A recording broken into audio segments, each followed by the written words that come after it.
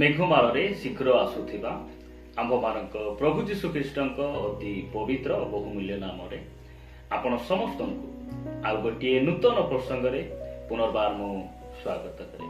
प्रिय प्रभुଙ୍କ लोकमाने सबुदिन भली आज मध्य प्रभुଙ୍କ वाक्य को नहीं आपण मानक निकटरे आसीबा पाई यूट्यूब माध्यम रे प्रभुଙ୍କ वाक्य जरिया रे आपण मानक सहित साक्षात करिबा पाई स्वर्गर परमेश्वर पुनर्बार यही सुंदर सुजोग मते देइथिबारु परमेश्वर को मु हृदय सहित धन्यवाद दिए।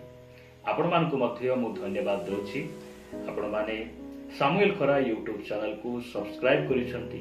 एही चैनल रे प्रसारित हेउथिबा प्रतिटी संदेश वीडियो गुडी को आपण माने नियमित देखुचंती। सेति पाई प्रभु को मु धन्यवाद दिए। प्रभु आपण मानकु प्रचुर भाव रे आशीर्वाद करंतु। प्रिय प्रभु को लोक माने आसंतु आज मध्य आमे आउ गोटे भिन्न प्रसंग रे अल्प समय कथबार्ता आसंतु वाक्य गोटे पद पढ़ी आमे आगु बढ़िबा। मो सहित आपण माने गीत संगीता 138 अध्याय को आसीबे। 138 गीत तार एक पदरे दाऊद ए प्रकार कहंती, मु आपणार सर्वांतकरण रे तुम्हर धन्यवाद करिबी, देवगण साक्षात रे मु तुम्ह उद्देश्य रे प्रशंसा गान करिबी। ताहांक नामर गौरव हो। आजिर प्रसंगटी आपण माने थंबनेल माध्यम रे जानिथिबे। आजिर प्रसंग हला आम्भे माने काहे की आराधना करू। आजिर प्रसंग हला आमे ख्रीष्ट विश्वासी भाव रे आमे मंडली रे आराधना आमे काहे की करू। एही प्रसंग रे प्रभुଙ୍କ वाक्यरू केतोटी कथा कही आपण मानकु उत्साहित करिबा पई चाहे। देखंतु जे समय आमे चर्च जाऊ, सभा समिति को जाऊ, आमे से स्थान रे आमे प्रभुंकर आराधना करू। मु एपरी सहभागिता गुडिक मु जाईछि देखिछि जोठी की आराधना न थाए। से माने केवल गीत गांती आउ से माने नाचंती। से स्थान रे प्रभुंकर भय भक्ति सेमानक पाखरे किछि न थाए। से माने प्रारंभिक रे से माने प्रार्थना करंती नै, प्रभुंको ठारे से माने प्रारंभिक समय रे समर्पण हुअंती नै। केवल केवल गीत थाए, से स्थान रे कीबोर्ड थाए, सेमानकर विभिन्न म्यूजिक सिस्टम गुडिक सेमानकर थाए, किंतु आराधना न थाए। आराधना कहिले गीत गाइबा नुहे, आराधना कहिले म्यूजिक बजाइबा नुहे, आराधना कहिले सुंदर भाव रे कंठस्वर रे तांको ठारे आमे गीत गाइबा ताहा आराधना नुहे। आराधना कोन ताहा मु कहिबा पई चाहे नै, मात्र आज कहिबा पई चाहे जे आराधना आमे ख्रिस्टियन भाव रे आमे आराधना आमे काहे की करू। दाऊद स्थान कहंती जे देवगण साक्षात रे मु तुम्ह उद्देश्य रे प्रशंसा गान करिबी। देवगण साक्षात रे मु तुम्हर आराधना करिबी, तुमर प्रशंसा करिबी। काहे की वाक्य रो मु आपण मानकु निकट रे केतोटी पद पर्व कही आपण मानकु मु किछि कथा कहि उत्साहित करिबा पई चाहे।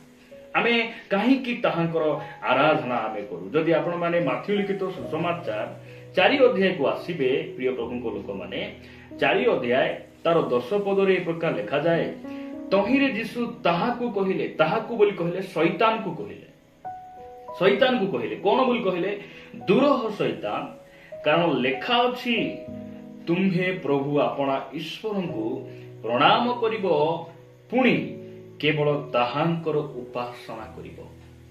ताहांक नामर गौरव हो। प्रभु जीशु ख्रीष्ट जो समय रे धरा पृष्ठ रे थिले, ताहांकर 33 वर्ष 6 मासर जीवन शैली मध्य रे से केवल केवल प्रभुंकु ताहांकर पिता जे एई पृथ्वी पृष्ठ को पठेइथिले, सेही परमेश्वरଙ୍କର इच्छा अनुसार से कोन करूथिले, जीवन यापन करूथिले। आ परमेश्वर छड़ा कौन से विषय से कौन हो नथिले, प्राधान्यता देउ नथिले। से इस स्थान रे शैतान को कहउचंती कौन बोली कहउचंती, पुणी केवल ताहांकर उपासना करिवो, अर्थात वर्शिप, केवल केवल परमेश्वर आराधना पाइबा पई योग्य अटंती। सेति पई आमे आराधना करू। आमे काहे कि आमे ताहांकर आराधना करू, कारण आराधना आ गौरव प्रशंसा पाइबा पई से ही योग्य अटंती। समय थिला आमे काठ पत्थर, सूर्य, गछ, पहाड़, नदी, झरणा विभिन्न विषय आमे आराधना करूथिलु, किंतु प्रभु जीशु ख्रीष्ट आसिले आम निकट से प्रकाश कले तुमे कहार आराधना करिब मु तुमको शिखाइबी आउ से पिता को मु तुमको जणैबी से पिता को आम ठारे से कौन कले प्रकाश कले आमे केही मध्ये आमे पिता को जानि नथिलु जहन 1:18 पद कहे जे प्रभु यीशु ख्रीस्ट आपना पिता को से कौन कले आम निकट से प्रकाश कले ताहांक नामर गौरव हो आमे काहींकि ताहांकर आराधना करू कारण से ही केवल योग्य अटंती आराधना पाइबा पाई प्रशंसा पाइबा पाई पूजा पाइबा पाई केवल परमेश्वर योग्य अटंती कारण ताहांक छड़ा द्वितीय परमेश्वर पृथ्वी रे केही नाही से सर्वशक्तिमान अटंती से सूर्य को सृष्टि करि पारंती से कहिबा मात्रे पृथ्वी कौन हुए सृष्टि हुए से कहिबा मात्रे समुद्र सुखी जाए दुई भाग हो जाए से कहिबा मात्रे समुद्र सृष्टि हुए आ से कहिबा मात्रे गछ वृक्ष विभिन्न फल वृक्ष विभिन्न जीव जंतु गुड़ी को कौन हुंती उत्पन्न हुंती सही परमेश्वर आराधना पाइबा पई योग्य अटंती सेति पई आमे ताहांकर आराधना करू एही पृथ्वी रे जदि आमे प्रभु बोली जदि काहाकू मानिबा कहार पाद तले प्रणाम करिबा आमे आंठेइबा ठिया हेबा हाथ टेकी जदि आमे आराधना करिबा ए प्रकार योग्य व्यक्ति जदि पृथ्वी रे केही अछंती से होचंती हमर परमेश्वर आ से प्रभु यीशु ख्रीस्ट अटंती ताहांकर नामर गौरव सेति पई शैतान को से चैलेंज कले आ कहिले दूर हो आराधना पाइबा पई केवल से योग्य अटंती तुम्हे ताहांकर आराधना करिवो तुम्हें ताहांकर पूजा करिवो एहा प्रभु यीशु ख्रीस्ट कहिले आमे काहे कि ताहांकर आराधना करू जदि आपण माने जिसाय भविष्यत वक्तांक पुस्तक 43 अध्याय 21 पद को आसीबे जिसाय भविष्यत वक्तांक पुस्तक 43 अध्याय 43 चैप्टर 43 वर्स 21 21 पद रे प्रकार लिखा जाए सेही लोकमानंकु आम्भे आपणा प्रशंसा वर्णना करिबा निमंते सृष्टि करिअछु ताहांक नामर गौरव हो केतोटी गीत रे गीत रचक मान लिखंती जे आकाश मंडल ताहांकर महिमा को वर्णना करे विभिन्न पशु पक्षी वृक्षलता ताहांकर गुण को गांती समुद्र मध्य ताहांको कथा माने प्रिय प्रभुंक लोक माने आज वाक्य मार्ग कहे जे आमे एथि पई ताहांकर आराधना करू ताहांकर आराधना गौरव प्रशंसा करिबा निमंते परमेश्वर आपण को मते से सृष्टि करिसंती वाक्य कहे सेही लोक मान को आमे आपणा प्रशंसा वर्णना करिबा निमंते सृष्टि करियछु ताहांक नामर स्तुति हो प्रभु आमान को अनुग्रह करंतु परमेश्वर आमान को एथि पई से सृष्टि करिसंती आमे जेपरि ताहांकर धन्यवाद करिबा ताहांकर आराधना करिबा ताहांकर प्रशंसा करिबा जे समय रे मनुष्य को प्रभु सृष्टि कले सेही समय रे से कोन कले जदि आपण माने आदि पुस्तक 2 अध्याय 2 पद पढ़िबे लिखा जाए परमेश्वर समस्त दिन रे परमेश्वर सप्तम दिन रे आपणार कार्य समाप्त करी सेही सप्तम दिन रे आपणार कृत समस्त कार्यरु से विश्राम कले परमेश्वर कोन कले सप्तम दिन रे समस्त विषय सृष्टि कला परे से सप्तम दिन रे से कोन कले आपना कार्यरु से विश्राम कले आ सेही स्थान रे मनुष्य मध्य थिला परमेश्वर सहित सहभागिता कला एही दिन प्रभुंक निमंते सप्तम दिन थिला मात्र मनुष्य निमंते ताहा प्रथम दिन थिला मनुष्य को परमेश्वर षष्ठ दिन रे निर्माण कले समस्त कार्यरु जे दिन परमेश्वर विश्राम नेले परमेश्वर निमंते ताहा सप्तम दिन थिला मात्र मनुष्य पई आदम पई ताहा प्रथम दिन थिला सेति पई आदम को प्रभु काहे के सृष्टि कले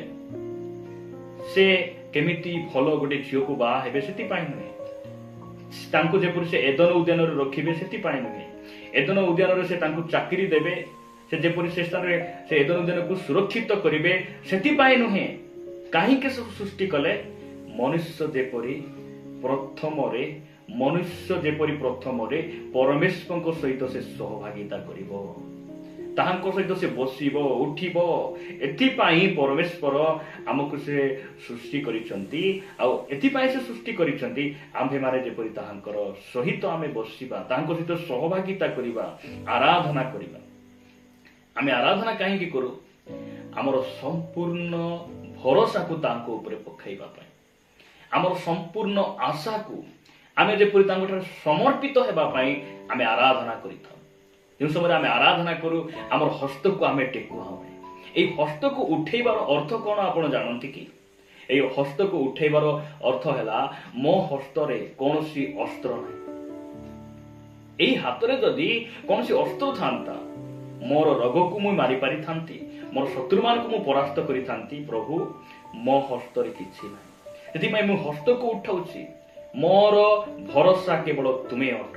ମୁଁ ଖାଲି ହାତରେ ଅଛି, ମୁଁ କିଛି କରିପାରୁନାହିଁ, ତୁମେ ମୋ ପାଇଁ କିଛି ଗୋଟେ କର ପ୍ରଭୁ। ଏହି ଭରସା ଏହି ଆଶାକୁ ପ୍ରଭୁଙ୍କ ନିକଟରେ ପକାଇବା ପାଇଁ ଆମେ କ'ଣ କରୁ? ଆରାଧନା କରୁ। ଆପଣମାନେ ଯଦି କୌଣସି କିକ୍ ବକ୍ସିଂ ଫାଇଟିଂ ଗୁଡ଼ିକ ଆପଣମାନେ ଦେଖିବେ, ଯେଉଁ ସମୟରେ ଜଣେ ବ୍ୟକ୍ତି ଘାୟଲ ହୋଇଯାଏ, ଦୁର୍ବଳ ହୋଇଯାଏ, ଆଉ ସେ ନିଜର ସାହସକୁ ପରିତ୍ୟାଗ କରିବାର ସମ୍ଭାବନା ହେଇଯାଏ, ସେ ଆଗକୁ ଲଢ଼ି ପାରେ ନାହିଁ, ସେ ସମୟରେ ସେ କ'ଣ କରେ? ହସ୍ତକୁ ଟେକେ, କାରଣ ମୁଁ ଆଉ ପାରିବି ନାହିଁ। ତାର ଅର୍ଥ ସେଇଟା। ପ୍ରଭୁ ଆମମାନଙ୍କୁ ଅନୁଗ୍ରହ କରନ୍ତୁ ଯେ ଆମେ କାହିଁକି ଆରାଧନା କରୁ? ଆମେ ସମର୍ପଣ ହେବା ପାଇଁ, ନିଜ ବୁଦ୍ଧି ନିଜ ଜ୍ଞାନରେ ଆମେ ଆଉଜି ନ ପଡ଼ି ଆମେ ପ୍ରଭୁଙ୍କ ନିକଟରେ ଆଉଜି ପଡ଼ିବା ପାଇଁ ଆମେ ତାହାଙ୍କର ଆରାଧନା କରୁ। ନିଜକୁ ପରିଷ୍କାର କରିବା ପାଇଁ, ନିଜକୁ ଆମେ ଧୌତ ହେବା ପାଇଁ, ଆମେ ତାହାଙ୍କର ନିକଟବର୍ତ୍ତୀ ହେବା ପାଇଁ ଆମେ କ'ଣ କରୁ? ଆରାଧନା କରୁ। ଯଦି ଆପଣମାନେ ମାଥ୍ୟୁ ଲିଖିତ ସୁସମାଚାରକୁ ଆସିବେ, ମାଥ୍ୟୁ ଲିଖିତ ସୁସମାଚାର ଆପଣମାନେ 2 ଅଧ୍ୟାୟ 11 ପଦରେ ପଢିବେ।